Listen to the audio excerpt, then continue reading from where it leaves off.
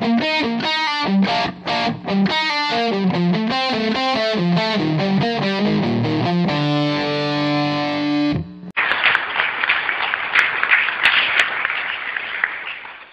I've been to City Hall. You know, it's not enough that we can't count on their word. It's not enough that don't forget you look you dead in the eye in the last provincial election in your living room through the television and said, I'm not going to lower your taxes, but I'm not going to raise them either. And then proceeded to impose the largest single tax increase in Ontario's history.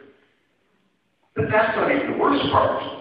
He didn't have the nerve to call it tax, he called it a levy. Well, it's words you say. Well, it's not words. There's lots of organizations, lots of unions that have that in their contract. So you're not just paying your health tax, health levy.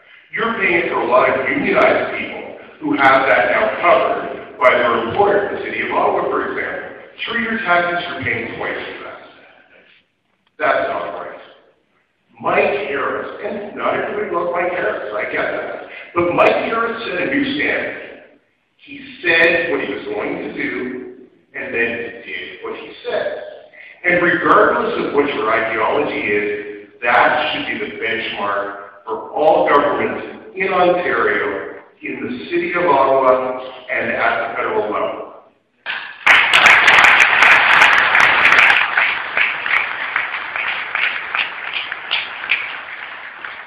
It's not just that they were arbitrarily willing to raise your taxes. It's not just that they don't give spare funding. They don't even pay their bills. We saw this in the last budget cycle in the City of Ottawa. I was there. The staff put a line item and said, you know, province was $18 million. This is $18 million for programs they require the city to do on a cost-sharing formula where the city pays part, the province pays part. But the city doesn't have a choice. They have to provide the programs. Haven't received all the money from the province, $18 million outstanding, but I'm sure we'll get it along. What does the MPP from this riding say? Ottawa gets enough money for not paying our bill. How can you do that? You can't do that in your life. You can't say, you know, I don't think I'll pay that bill, especially if you want to do business with McGann's. And ladies and gentlemen, the time has come where we stop doing business with the incumbent in this riding. We stop doing business with the Liberal Party of Ontario and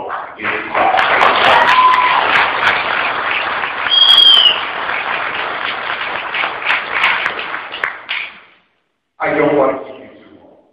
The thrust of my message is simple. We can do this. I hope you think that I'm the guy who's going to do it for you. But we can't do it alone. My wife has told me over and over again, I'm not going to do this alone, but there's a lot of people I need your help.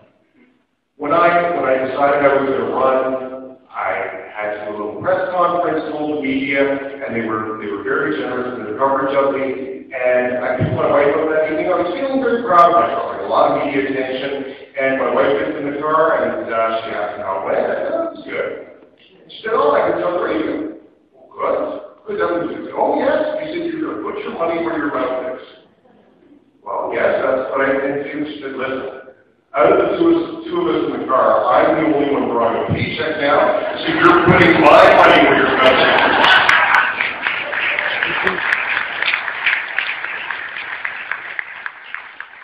And as much as I want to thank you in advance for your support, I hope I can count on it.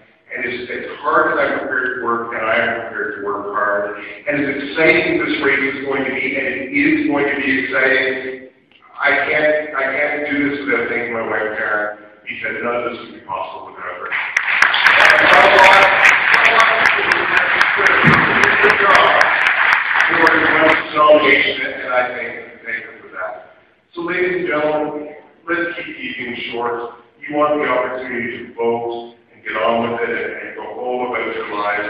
This is not the most important part of your day, and I understand that. So I'm going to wrap up and say thank you. And understand that the hard work begins tomorrow. We've got a government to defeat, ladies and gentlemen, and I hope I can tell you any support things like that. Thank you very much.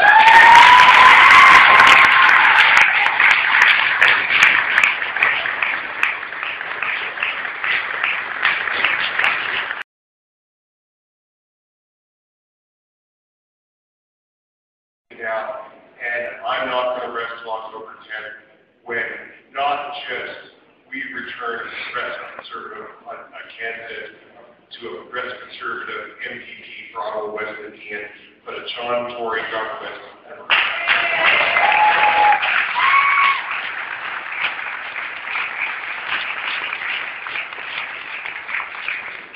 And I hadn't really thought this far ahead to do a thank you speech. There's so many people to thank who helped me so much. First of all, the mayor for letting me leave. That was because it was a very awkward conversation where he said, you know, you should follow your dreams, you should do what you think is best. For the love of God, don't go. But he was very supportive, and I appreciate that. To my wife here, who let me do this with no guaranteed prospects of anything, and to all of you, I'm going to need your help. We've got a lot of work to do, and we're going to have some volunteer forms on the way out. Please fill one out. Give us a hand, whatever your skill set, regardless of how much time you have. Every little bit counts, because this is going to be a tough battle, as Lisa mentioned. The Liberals are not going to give this seat up easily, but they are going to give the seat up.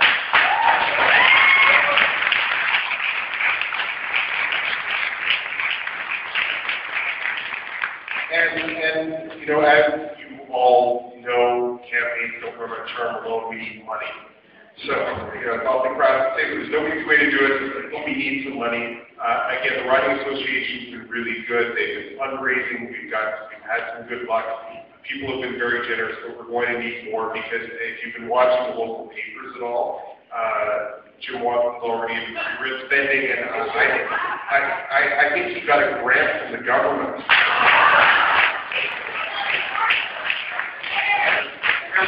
Where you ask for $150,000 and they give you $1 million.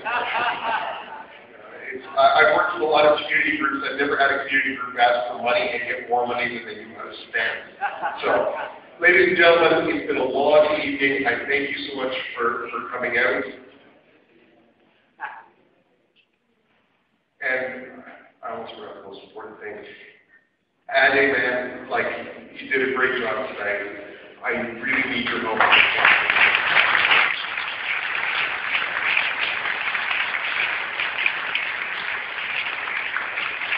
You're such a good guy, you're such a sincere guy, you're such a principled guy. One of the things that almost made me didn't want to do this was because I thought you would have been a great candidate. And I just felt I had to do this, and I jumped in. But Ade, I hope I can count on your support during the campaign, and I want to thank you for running and making this all possible. And is there a chat you want to? Steve? Okay. Well, that's all for me. I'm just over the Steve, you'll be hearing lots more from me. Thank you very much.